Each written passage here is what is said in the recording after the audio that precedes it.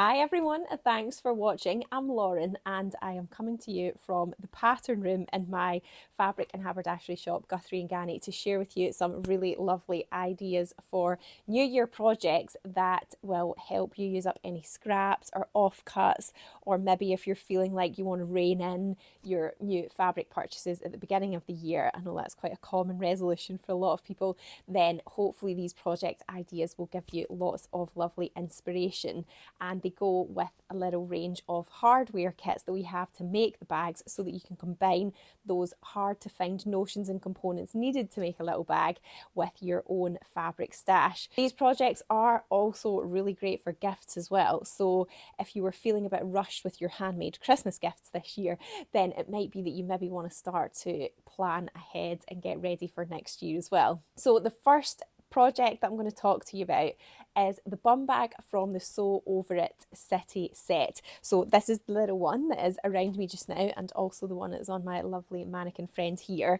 And in this hardware kit you get a choice of 4 different colours of this gorgeous webbing here. Then you've also got 2 swivel hooks and 2 D-rings, so that's to attach the strap on and off the bag. And then you've also got your slider, which makes the strap adjustable as well, so you could wear it across your body like I've got here, but you can also then shorten the strap and then sort of just wear it over the shoulder as well, which is quite handy. And then you've got a little Me Made woven label that you can choose to sew in your project. You've got a zip which you can either put on the inside or on the back. So in this navy blue one here, I've got it on the back, or you can have it in the lining as well. And then you've also got the metal zip too, which goes on the outside, so it's a nice chunky sturdy YKK metal zip. So the hardware kit on its own is £15.50, and if you don't already own a copy of the Sew Over It City Set bag pattern, then there is a discount code in there to get 25% off the pattern, so you can get that from the Sew Over It website. But we do have a limited time bundle offer as well, so it means that you can get our Sewing Society City bag kit, which gives you everything you need to make the duffel bag and the little card wallet that is part of this set. So that kit on its own is £75, and then we have got the hardware kit for the bum bag as well. So if you put the two of them together, then you save £7.50 and it costs you £83. So that is limited edition. As well stocks last, we only have so many of these kits made up. And then you can either get some of the same fabric to match it if you wanted a complete matching set, or it really doesn't use much fabric at all to make this little bum bag. So it might be that maybe you've got some denim offcuts or cord or canvas from something else. So yeah, it is a really good one for using up your stash, and the colours of the webbing just tone nicely with so many other colours as well. And then the second project that I want to show you are these lovely big Luskentyre bag patterns here. So this is our own G&G exclusive pattern.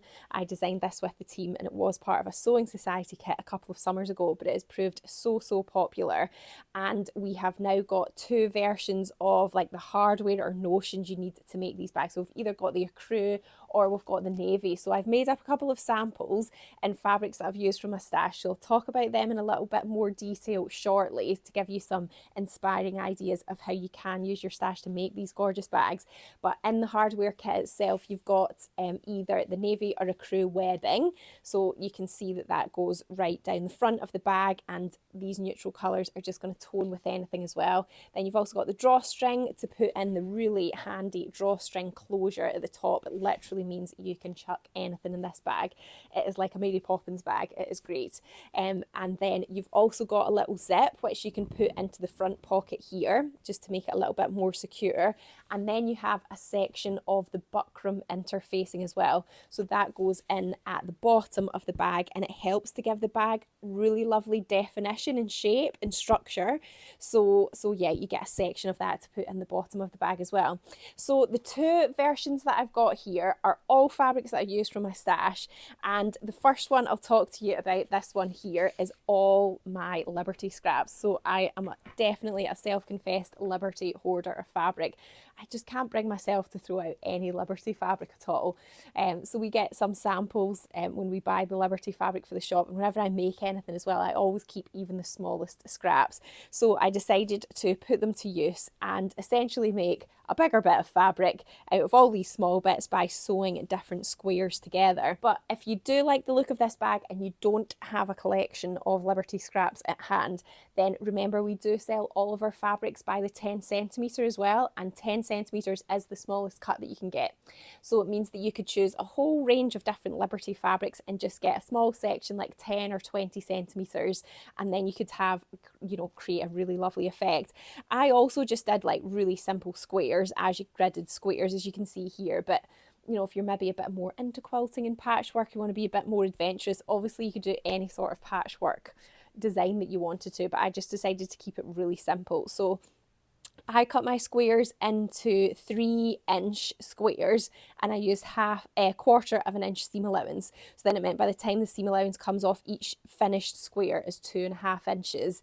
I did also experiment with cutting using some of the really small scraps that I had and cutting 1-inch squares, and I sewed a section of them together as well. And I was going to use that in the pocket, but it just ended up looking a bit too busy. So in the end, I just made a pocket to match.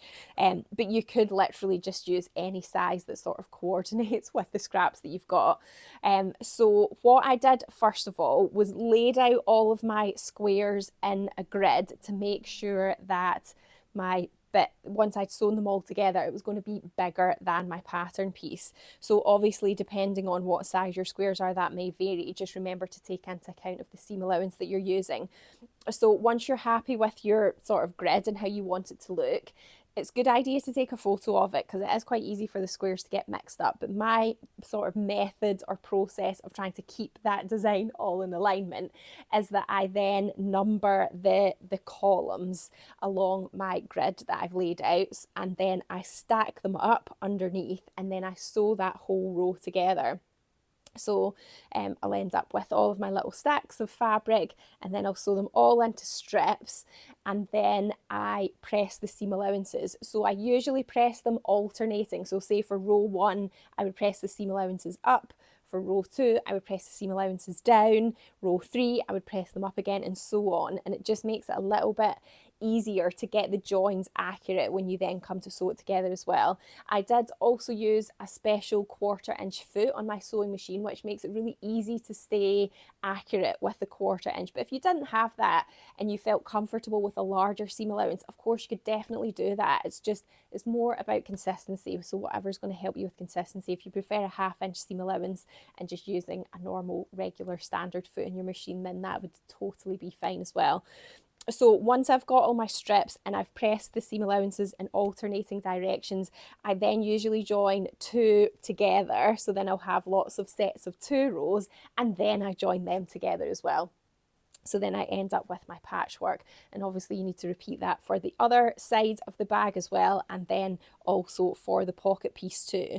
So once I had done that, I then layered it up with some cotton wadding that I had. Again, it was left over from another project, but you could also piece together bits of wadding as well. So it doesn't need to be like a continuous piece. You could definitely just sort of slightly overlap them and use up those offcuts of webbing too.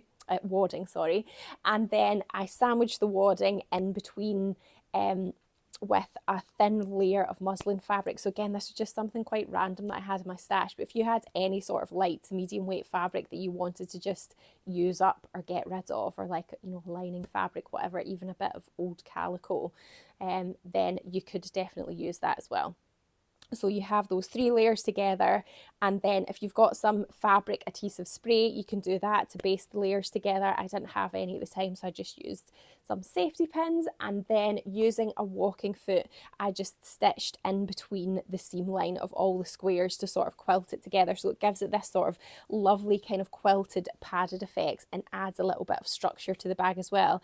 If you did want the bag to have even more sort of sturdiness or structure, you could iron interfacing onto the patchwork squares before you then quilt it together, just to give it more sturdiness. I didn't do that, but you know, personal preference.